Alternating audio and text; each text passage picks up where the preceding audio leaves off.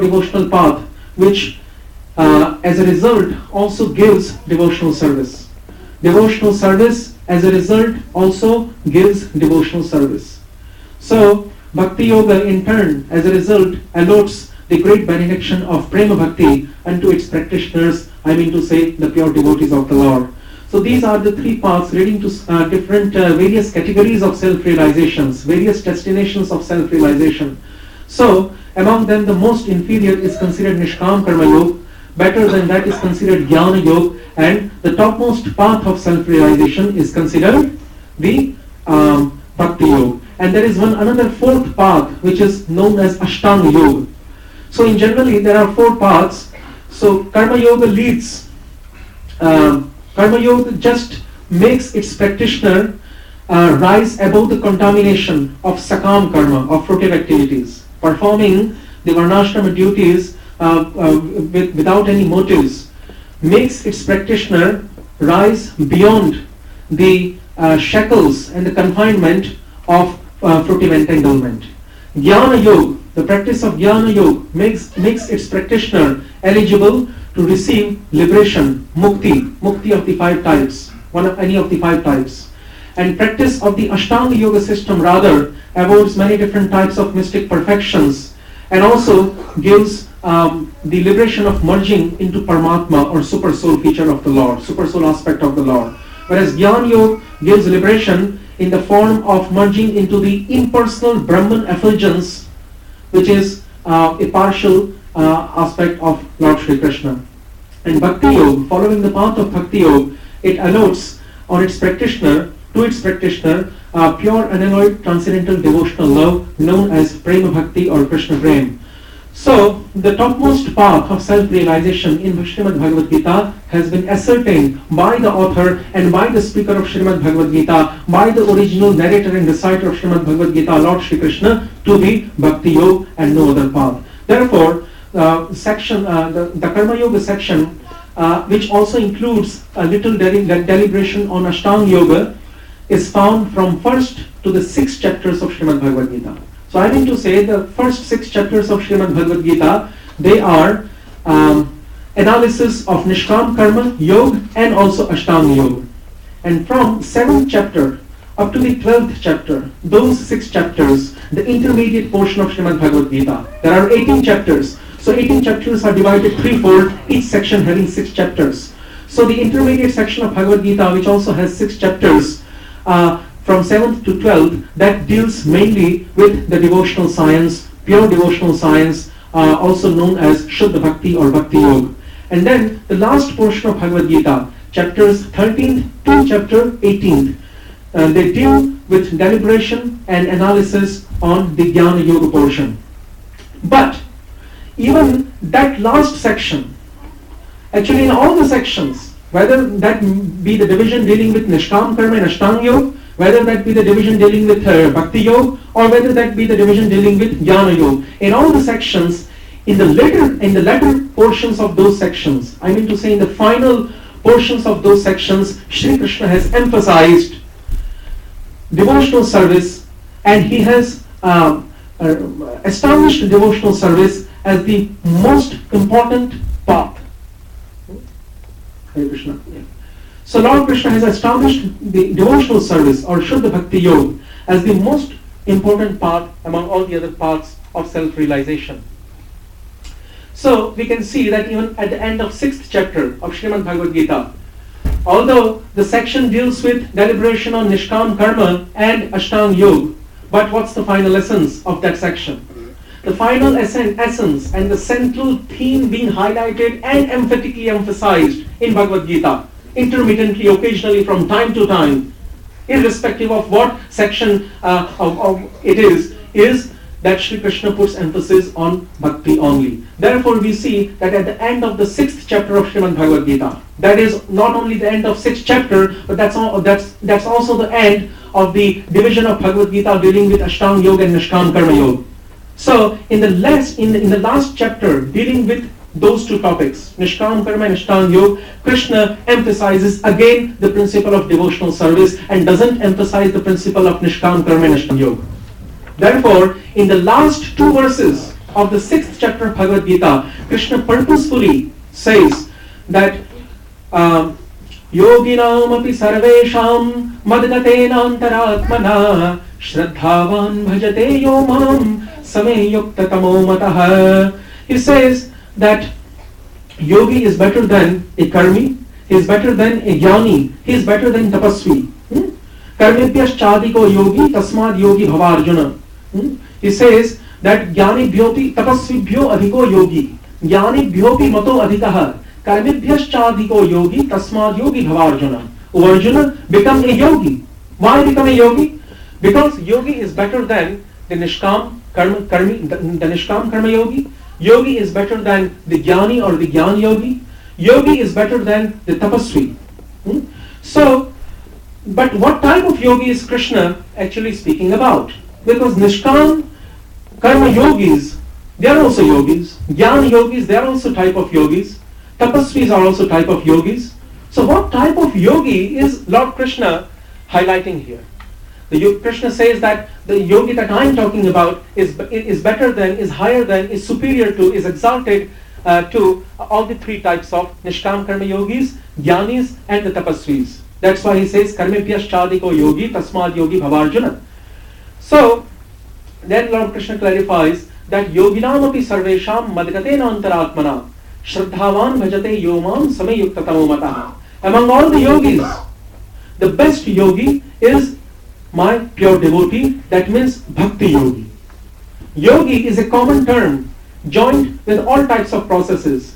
The word yoga can also be joined with karma yoga. The word yoga can also be joined with jnana yoga. The word yoga can also be joined with ashtanga yoga. And the word yoga can also be joined with bhakti yoga. So Krishna clarifies that the yogi that I am emphasizing on, the yogi that I am considering better than karmis, nishkam karmis, tapasvis and jnanis is actually bhakti yogi. That's why he says yoginam api sarvesham madgatena antaratmana shraddhavan bhajate yomam same yukta tamo matah. That among all the yogis, or those who are the followers of the path of self-realization, among all of them, the best yogi, the person who is in a best way united with me, in utmost sense, is a person who is following the path of devotional service, that is a devotee or a bhakta following the path of bhakti yoga. That's why shraddhavan bhajate yomam. The word bhajate has been used. The word bhajate means devotional service. That is why in Narad Puran also, Lord Vyasadeva clarifies the meaning of the word bhajate. Lord Vyasadeva says in Narad Puran that bhaja ityesha vai dhatuhu sevayam parikirtitah. The verb bhajate is made from the verbal root bhaj. The verbal root bhaj is transformed into verb bhajate. Bhajate means devotional service. And the verbal root bhaj means to devote. And that is transformed into bhajate, which means devotional service or the performance of devotional service. So the verbal root bhaja actually is defined as bhaja ityesha vai dhatuhu sevayam parikirtitah. The verbal root bhaja actually means seva. It only means seva. This is the opinion. Actually, this is the final conclusion established by Vyasadeva in Narad Puran. That the verb bhaja cannot be interpreted anywhere else to mean anything else other than pure devotional service or seva, Krishna seva. And seva means that service which is completely unmotivated, which doesn't have an aim of getting anything in return from serving. So that service which is completely unmotivated, which is just one-pointed, that means one-way devotional service. Devotee doesn't think that I should get anything in return. Only for the satisfaction of the Lord. That devotional service, that seva, that unmotivated service is rather known as by the verbal root bhaja. So here when Krishna says that shraddhavan bhajate yomam same yukta tamo matah, that those devotees of mine who are united with me through the path of devotional service and having firm faith and being steadfastly exclusive on the path of devotional service, ananya bhakti. That's why Krishna says in 9th chapter, ananyas chintayanto mam, being exclusive minded, That devotional service which is one-pointed, which is exclusive, which is unflinching, which is not flickery, which is steadfast in nature. That's why again in the 14th chapter, Mam chayo avyavicharena bhakti yogena sevate sagunan samatityaitan brahma bhuyaya kalpate. A devotee who performs devotional service, he gets transcendental, he gets transcended to the three modes of material nature, and then finally attains my own abode. That's what Lord Krishna says. So, at the end of the 6th chapter of Srimad Bhagavad Gita, which is not only the end of the 6th chapter, but which is also the end of the Karma Yoga and Ashtanga Yoga section of Bhagavad Gita, Krishna, instead of highlighting the theme of Karma Yoga and Ashtanga Yoga, he highlights the theme of Bhakti Yoga. That's the supremacy of Bhakti on top of all the other paths. That's how to ascertain. There are 6 ways of deriving conclusions out of scriptures. Madhvacharya, he has revealed those 6 factors, following which one can derive the real conclusion, the true import of the scriptures. Otherwise, scriptures say manifold things in many different portions, which can confuse, which can perplex an ordinary man. Therefore, 6-fold system is used, 6-fold criterion is used in order to ascertain, in order to decide the final import of any scripture. Therefore, Madhvacharya says that there are 6 things that are to be pondered upon, that are to be reflected upon in the mind. One has to consider upakram, the beginning of any scripture. What does the beginning of any particular scripture say? Then one has to also look at the upasanghar. What does the final ending portion of the scripture say? Then one has to ponder over abhyas. Abhyas means what theme, which theme has been highlighted or has been repeated occasionally in the scripture from time to time.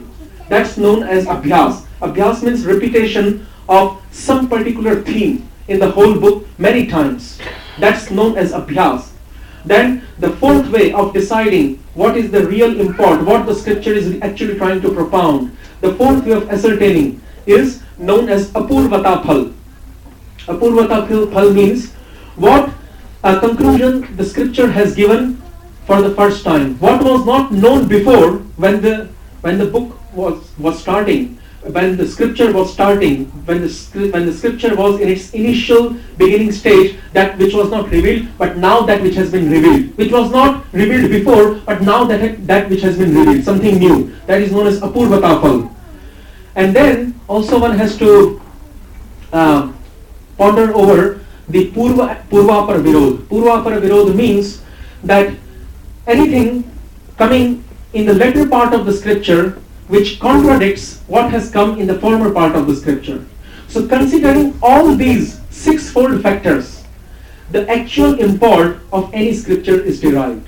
So right now, what is the upasanghar? What is the final conclusion of Srimad Bhagavad Gita? What statement, what theme has been highlighted in the very last portion of Bhagavad Gita by Krishna? That is only 2 shlokas. After speaking these 2 verses, Krishna has not given any more instructions. Rather, Krishna has told Arjuna, Karishye vachanam tama, do whatever you like.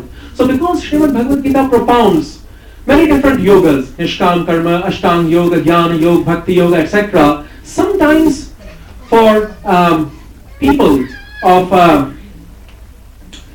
who are misdirected, for those people it becomes a little difficult to ascertain the true import of Bhagavad Gita. But if you look at these 6-fold factors, and then if we try to derive the conclusion, then only the path of pure devotional service has been selected and has been highlighted by Shri Krishna as the topmost path of avail, the topmost path of usage by all the conditioned living entities. Therefore, now let us see what theme has been highlighted repeatedly. First, in the section dealing with Karma Yoga and Ashtanga Yoga, the last 2 verses highlight Bhakti Yoga. Tapasvibhyo adhiko yogi, jnanibhyopi mato adhikah, karmibhyaschadhiko yogi, tasmad yogi bhavarjuna. Therefore, O Arjun, become yogi because yogi is superior to all the 3. And then, what type of yogi? Bhakti yogi. Yogi namapi sarvesham madgate naantaratmana shraddhavan bhajate yomam sameyuktatamo matah. So, the first division of Bhagavad Gita also propounds Bhakti Yoga as the best path. Now, let us move onwards to the second section of Bhagavad Gita dealing with the path of devotional service, chapters 7 to chapter 12, the last 6 chapters, the middle 6 chapters. Because that though that section is dealing with Bhakti Yoga, it is very natural that it will propound the supremacy of Bhakti Yoga. That is very natural, that is nothing new. Because that section is dealing with Bhakti Yoga, certainly it has to highlight the theme of Bhakti Yoga. Therefore, in 7th chapter, 8th chapter, 9th chapter, 10th chapter, 11th and 12th chapter, in all these 6 chapters, the theme of Bhakti Yoga has been highlighted. And then, the last division of Bhagavad Gita dealing with Gyan, or the path of knowledge leading to liberation, which is different from the path of devotional service. So, the last section of Bhagavad Gita, chapters 12 to chapter 18, what is the instruction given by Sri Krishna in that last division? He doesn't highlight the supremacy of Gyan, although he speaks little about Gyan in 13th and 14th chapters. In 15th chapter, he again comes back to Bhakti Yoga. In 16th chapter, he discusses the qualities of demons. In 17th chapter, he rather discusses some other issues, like he discusses in the 17th chapter Gunatraya Vibhaga Yoga, the 3 types of modes. And then in the 18th chapter, Sri Krishna discusses on renunciation and the 5-fold factors of action, Adhishthanam Tatha Karta. And then he reveals the true nature of renunciation, what is the true nature of Tyag or Sannyas. But then last, even in the 18th chapter, that's the last division of Bhagavad Gita dealing with Gyan Yoga. Even in that last division, Krishna again emphasizes by saying, Sarva Guhyatamam Bhuyah Shrinu Me Paramam Vachaha Ishtosi Me Sakha Cheti Rahasyam Hetaduttamam.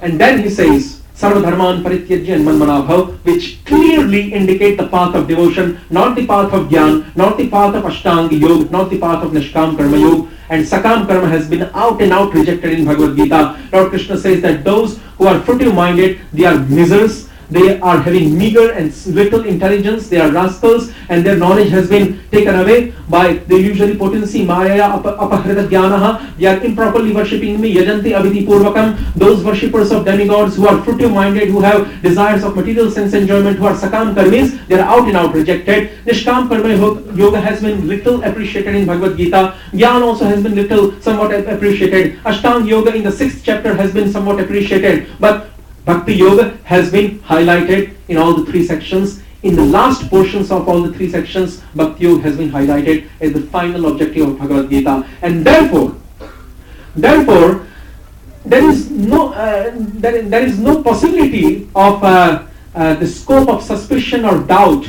arising in the matter of ascertaining the final import of Bhagavad Gita. Bhagavad Gita's direction is very clear.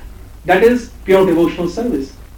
Therefore, we can see now the Sarva Dharman Parityajya and Manmana Bhav Mad Bhakto, those 2 final verses of Bhagavad Gita, they are not to be considered the essence of the 18th chapter or the essence of the 3rd division, Jnana Yoga division. Rather, the essence of the Jnana Yoga division is the 55th verse of 18th chapter.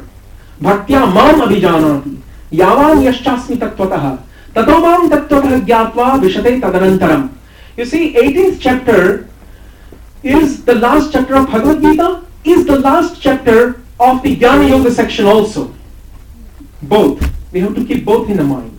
18th chapter is both the last chapter of Bhagavad Gita, the whole book taken together, aggregate, and 18th chapter is also the last chapter of the Jnana Yoga division consisting of 6 chapters. So, the final essence of the Jnana Yoga division is the 55th verse of the 18th chapter, Bhaktya Mam Abhijanati, etc. And the final essence of the whole book are the 2 shlokas, Manmana Bhav and Sarva Dharman Parityajya. Because between Manmana Bhav, Sarva Dharman Parityajya and Bhaktya Mam Abhijanati, there falls another verse which makes these 2 instructions separated. And that is Sarva Guhyatamam Bhuyah Shrinu Me Paramam Vachaha. Krishna says, Bhaktya Mam Abhijanati. Through the path of devotional service only, I can be known in full, not through any other path. Bhaktya Mam Abhijanati yavan yaschasmi tattvataha tato mam tattvataha gyatva vishate tadanantaram. And only through this path of pure devotional service or devotional surrender, only through the discharge of pure devotional service, Shuddha Bhakti, can a person actually attain to my transcendental abode.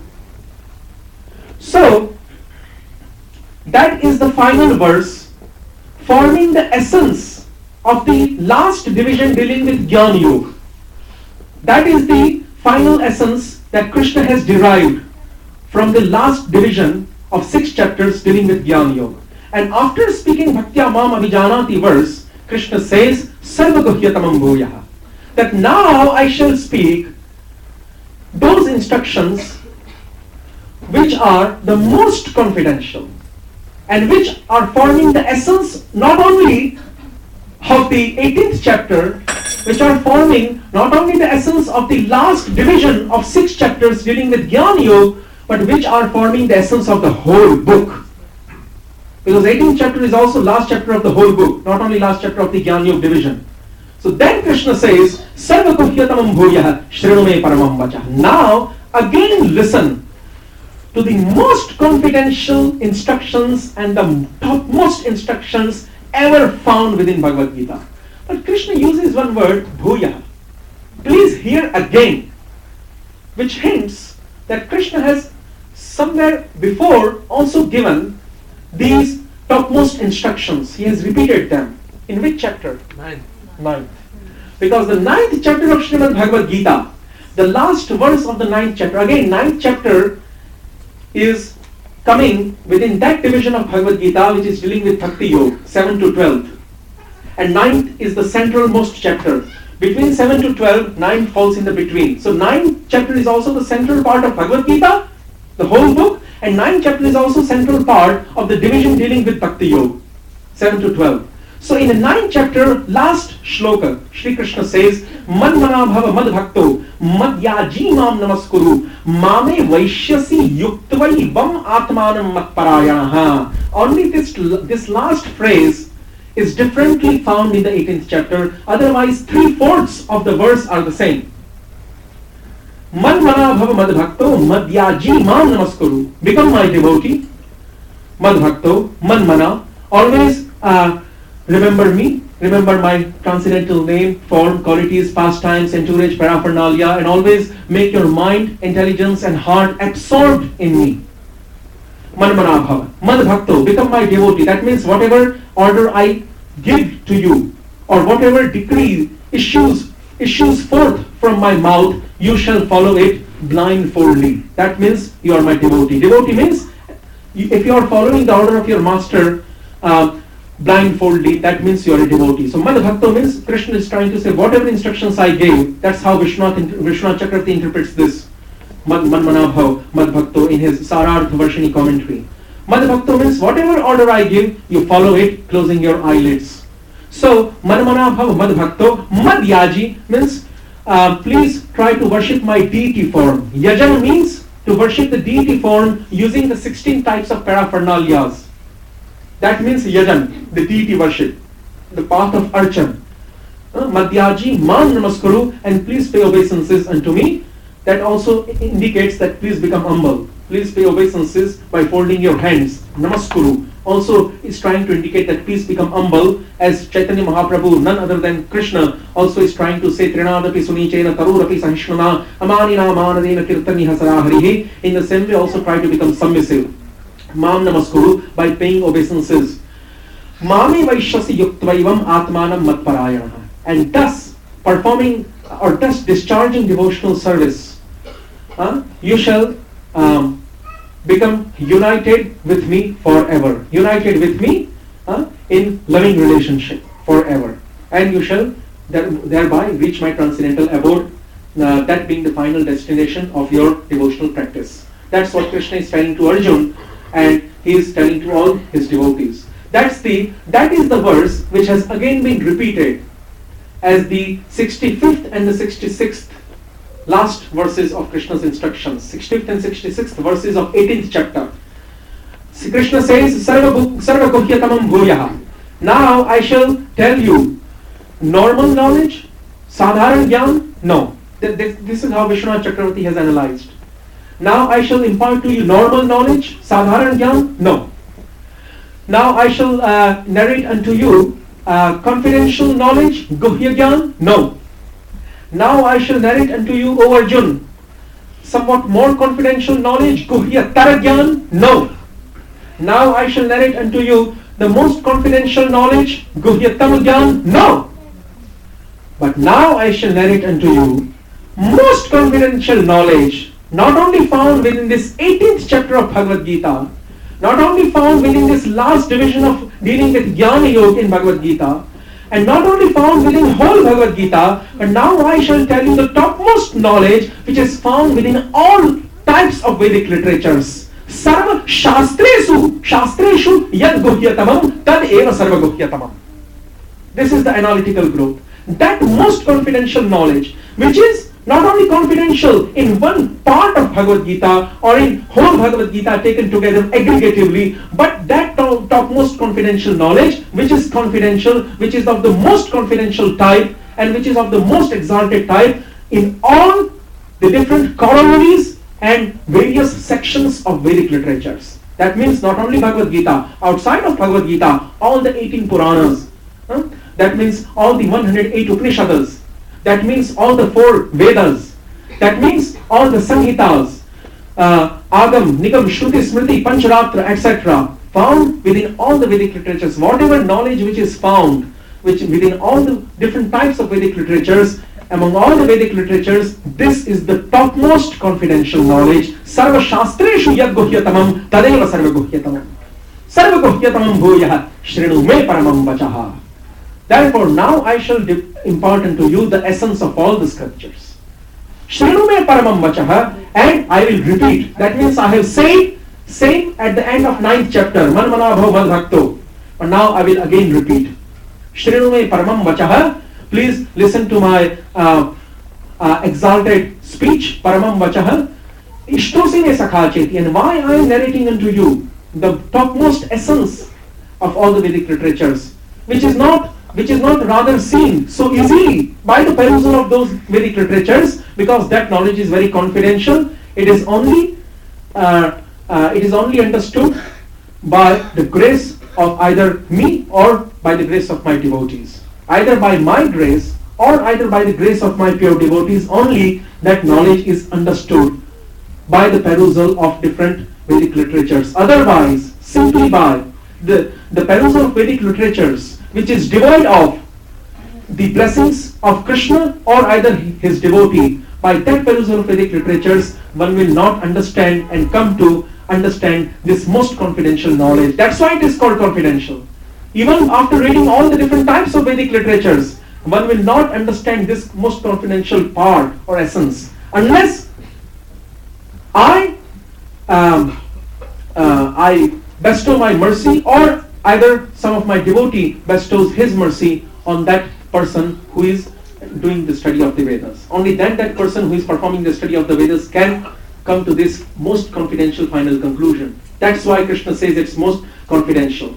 That's why Sarva Guhyatamam Bhuyah Shrinu Me Paramam Vachaha Ishtosi Me Sakha Jeti. And why I am imparting this, why I am disclosing the most confidential secret of all the Vedic literatures unto you. Why? What's the reason? Because Ishto Asi, you are very dear to me. Why you are very dear to me? Ishtosi Me Sakha Jeti, because you are my intimate friend, always reciprocating with me on the platform of Sakhyaras, the transcendental mellow of fraternity. And why, after all, you are dear to me? Because Bhakto Asime Sakha Cheti Rahasyam Hetaduttamam, you are my devotee also. That's the most fundamental reason why I am disclosing the most confidential essence of all the Vedic literatures to you right now, just at this very instant or moment. And then Krishna says, Man mana bhava mad bhakto madhyaji mam namaskuru mame vaishyasi satyaivam mame vaishyasi satyam te pratijane priyosime. There in the 9th chapter it was mame vaishyasi yuktaivam atmanam matparayana. In the 18th chapter is mame vaishyasi satyam te pratijane priyosime. In the 18th chapter Krishna emphasizes even more. Krishna says, the promise that I am making is a true promise. Mame vaishyasi satyam te. It's satya, it's a true promise. In the 9th chapter he didn't say like that. In 9th chapter he said, Yuktvayavam atmanam matparayana. By thus you can become united with me. But Krishna now more emphasizes on this principle of devotional service by saying, whatever I am telling you is true, is correct. Do not have any doubt. Do not maintain any doubt within your mind in regards to this final conclusion of all the scriptures exposed by me unto you right now. So Krishna says that Manmana bhava madbhakto, please always remember me, that like Krishna has again said in the 9th chapter, Matchitta madgata prana bodhayantaha parasparam kathayantascha mam nityam tushyanti charamanti cha, that pure devotees of mine, they are always engaged in conversing about my sweet pastimes mutually with each other. Matchitta madgata pranaha, and their lives are actually given for my service. Their lives are solely existing just because they are having an opportunity to serve me. Otherwise, if they will find no opportunity to serve me, they will even give up their life. That means their lives are actually given to my service. Madgata pranaha bodhayantaha parasparam, and thus they enlighten each other with Hari Katha, with transcendental talks of mine. Bodhayantaha parasparam kathayantascha mam nityam tushyanti charamantita. Tushyanti charamanticha, thus always being satisfied and full of pleasure, they reciprocate with each other in different limbs of devotional service. So Krishna says, Manmana bhava madbhakto madhyajimam namaskuru mame vaishyasi satyam te pratijane priyosime. O Arjun, I am making a very truthful promise unto you right now. Please do not have any doubt in this. Devotional service is the only useful and the best path and the essence of all the Vedic literatures, and the topmost knowledge is devotional science. That's why 9th chapter beginning also Krishna says that the king of all knowledge, Raj Vidya Rajguhyam, and the king of all secrets is only Bhakti Yoga, no other path. Therefore, Krishna says in the last verse of his instructions to Arjun in Gita, Sarva dharman parityajya mamekam sharanam vraja aham tvam sarva papebhyo mokshayishyami ma shachah, that please abandon all varieties of other prescribed religious duties and other paths like Nishkam, Karma, Jnana, Ashtanga Yoga, etc. and just surrender unto me wholeheartedly through the faculties of body, mind, speech and soul. Kayena vacha manasendriya irva buddhyatmana va prakritihi svabhavah karomi yadyad sakalam parasmai narayana yeti samarpayami. That's how Krishna has also stated in front of Uddhav in the 11th canto of Bhagavatam. 4 types of surrender. Surrender of body into Krishna's service, surrender of mind into Krishna's service, surrender of speech into Krishna's service, and surrender of the soul, one's own self. First surrender of the self and then surrender of body, mind and speech. Because body, mind and speech are different from the self. First surrender your own self and then try to surrender body, mind and speech. That is known as Atmanivedanam, or the 6-fold surrender, which has 6 different parts. We will not elaborate on those 6 different parts mentioned by Lord Vyasadeva in Padma Puran, Anukulyasya Sankalpa, etc. But that's the 6-fold surrender which Krishna is talking about. Sarva dharman parityajya mamekam sharanam vraja aham tvam sarva papebhyo mokshayishyami ma shachah. And please do not be remorseful that if you will abandon all the other paths of religion and just perform devotional service exclusively, then you will incur any type of fault or any type of sin. No. I'm giving you a personal assurance that by rejecting the paths of Sakam Karma, Nishkam Karma, Jnana, Ashtanga Yoga, etc., you will not incur any type of sin or any type of flaw or mistake. So please only stick and adhere to the path of pure devotion exclusively. That means only the 9 activities of devotion: Shravanam, Kirtanam, Vishnaho, Smaranam, Padasevanam, Archanam, Vandanam, Dasyam, Sakyamaatmane Vedanam, hearing, remembering, chanting of Krishna's pastimes, etc. And among these 9 limbs of devotional surrender, Kirtan, or the congregational chanting of Lord's holy names, has been ascertained to be the best form. That's why Vyasadeva also says in Brihad Naradiya Puran, Harer Nama, Harer Nama, Harer Nama, Kevalam, Kalam Nastyeva, Nastyeva, Nastyeva Gatiranyatha. There is no other way, no other way, no other way in Kali Yuga. This is the only way, this is the only way, this is the only way. 3 times negatively it has been substantiated, 3 times positively it has been substantiated. Both directly and indirectly, 3 times means that's the final conclusion. So, that's the import. Vyasadeva says among all the 9 limbs of devotional service, Navada Bhakti, Kirtan is the best limb because it includes Shravanam and Smaranam. Kirtan, chanting of Lord's holy names, includes hearing and remembering. That's why Kirtan is the best limb, and therefore especially in Kali Yuga, that has been ascertained to be the best path of devotion, best form of devotion. Therefore Krishna also says that among all the sacrifices, I am the sacrifice of chanting the holy names. Yajnanam Japayagyosmi in the 10th chapter of Bhagavad Gita. And then also Krishna says in the 9th chapter that Satatam Kirtayanto Mam Ye Janaha Pariyupasate Tesham Nityaviyuktanam Yogakshemam Mahamyaham.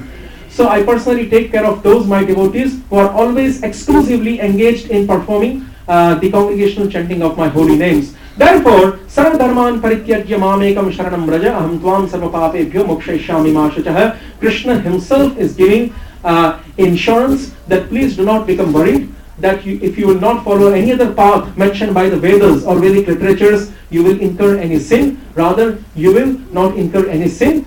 Just steadfastly, one-pointedly perform the path of devotion, considering it to be the best path, the essence of all the revealed scriptures, and also essence of the whole Srimad Bhagavad Gita. Hare Krishna, Krishna Krishna, Hare Hare, Hare Ram, Ram Ram, Hare Hare. So I think we are having a private question and answer session from 6 to 7 in the seminars room. That is what I have been told. So we will take all the questions during that time from 6 to 7, and meanwhile we can retire from our current session following some announcements made by Radha-Londoneshvara Prabhu. Hare Krishna. Jai Radha-Krishna Prabhu ki Jai.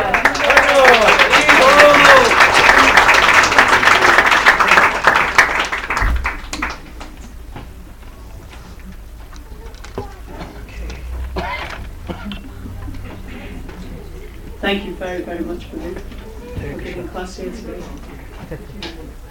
How was it? Very, very good. Yeah, I thought so. Right, so perhaps we should show our appreciation for Radha-Krishna Prabhu in traditional Soho Street fashion by chanting very loudly 3 mighty Hari Bols. Hari Bol! Hari Bol! Hari Bol! Praise Radha-Krishna Prabhu ki Jai! Thank you, Prabhu. So as Prabhuji said, he will be giving questions and answers.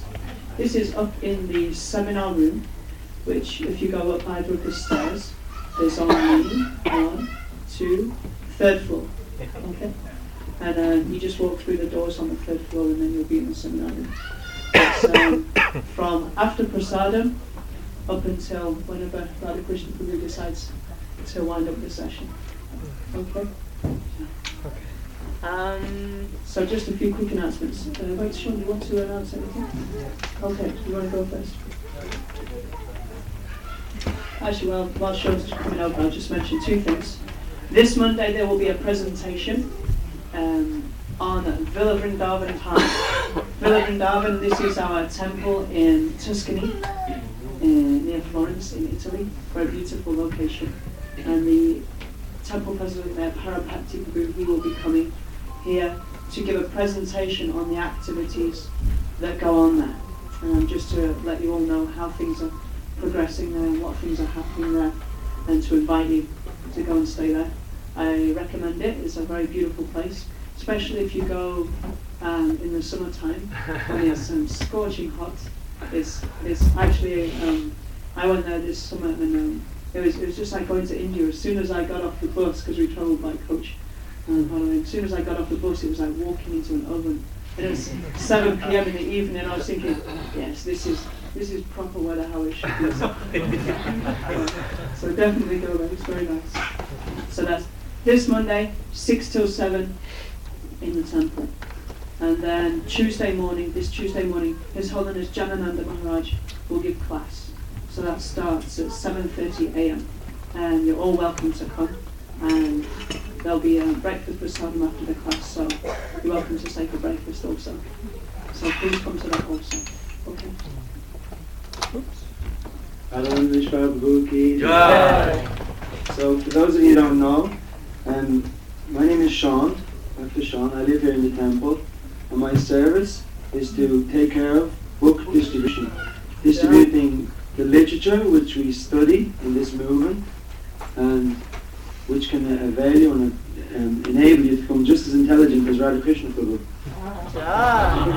If read very properly. So, coming up this December is a very important time of the year for us, where we put special emphasis on going out onto the streets or doing whatever we can to distribute as many of pieces of literature as possible.